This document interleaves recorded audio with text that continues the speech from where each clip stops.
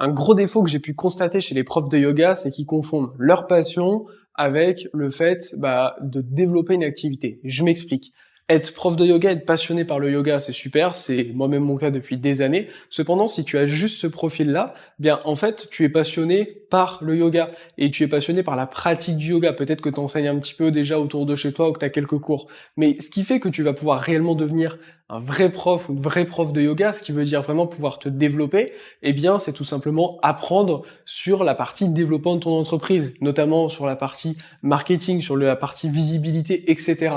Parce que aujourd'hui, si tu es prof de yoga, tu as au minimum une entreprise individuelle ou une auto-entreprise, peu importe. Et ce qui veut dire que tu as une entreprise. Le but d'une entreprise, c'est quoi? C'est de se développer et générer des revenus. Donc aujourd'hui, en fait, c'est ton devoir, si tu es prof de yoga et t'estimes que tu as plein de choses à apporter au monde, c'est ton devoir de te former dans la partie notamment marketing pour derrière diffuser ton